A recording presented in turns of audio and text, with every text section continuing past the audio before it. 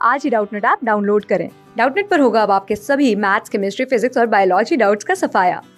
बस अपने क्वेश्चन की फोटो खींचो, उसे क्रॉप करो और तुरंत वीडियो सोल्यूशन पाओ। Download now. बोल रहा है कि एक कॉइन है हमारे पास जो कि हमने ड्रॉप किया लिफ्ट में। ठीक है, लिफ्ट में हमने कॉइन ड्रॉप किया तो T1 टाइम लग रहा है उसको फ्लोर पहुंचने में। ठीक है, फ्लोर पहुंचने में उसको T1 टाइम लग रहा है जबकि लिफ्ट स्टेशनरी था, और T2 टाइम लग रहा है जबकि ना लिफ्ट मूव कर रहा है ऊपर की ओर विथ कांस्टेंट एक्सेलरेशन। तो एक एक्सेलरेशन से मूव कर रहा है तो T2 टाइम लग रहा है, एंड देन लिफ्ट स्टेशनरी है तो T1 टाइम लग रहा है। हमें कंपेयर करना है T1 एंड T2 क्या है। ठीक है, तो हम देख सकते हैं कि ना ये मेरा केस 1 का डायग्राम है। ठीक है, ये मेरा कॉइन हो गया।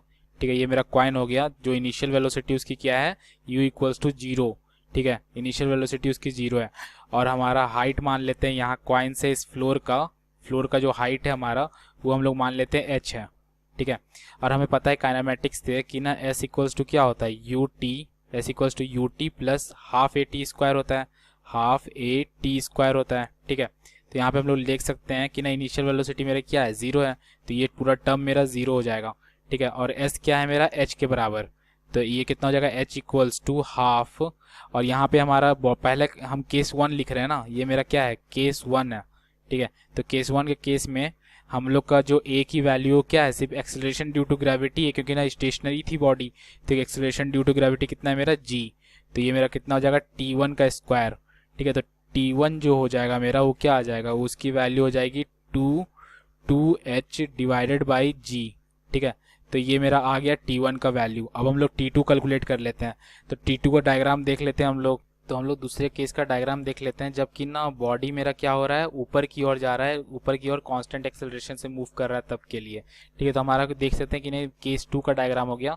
ठीक है, हाइट मेरा h है, लिफ्ट के फ्रेम के हिसाब से इनिशियल वेलोसिटी मेरा क्या दिया हुआ है यहाँ पे, 0। ठीक है, लिफ्ट के फ्रेम के हिसाब से इनिशियल वेलोसिटी मेरा 0 है, और बोल रहा है कि ना बॉडी मूव कर रहा है ऊपर की ओर। ठीक है, बॉडी मूव कर रहा है ऊपर की ओर विथ एन एक्सेलरेशन, मान लेते हैं विथ एन एक्सेलरेशन a।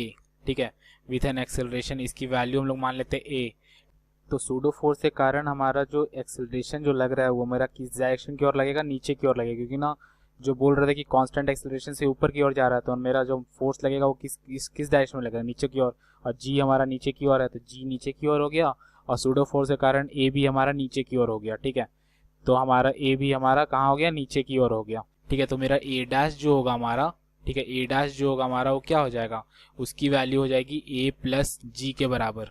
ठीक है, मेरा ए डैश हो जाएगा, मतलब नेट एक्सेलरेशन जो बॉडी पे लगेगा, क्वाइन पे लगेगा, वो कितना आ जाएगा, a dash equals to a plus g.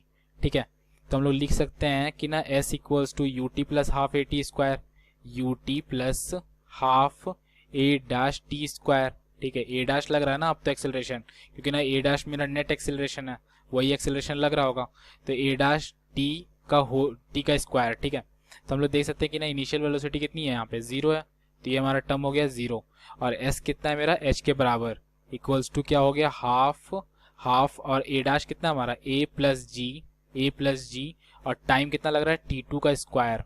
ठीक है, तो हम लोग बोल सकते हैं यहाँ पे कि T2 जो होगा मेरा, ठीक है, T2 का स्क्वायर जो होगा हमारा वो क्या आ जाएगा, वो हो जाएगा 2h divided by a plus g. ठीक है, ए प्लस जी, या फिर हम लोग T2 को हम लोग क्या लिख सकते हैं, T2 equals to under root 2h divided by a plus g. ठीक है, तो ये मेरा आ गया T2, ये मेरा क्या आ गया, T2 की वैल्यू।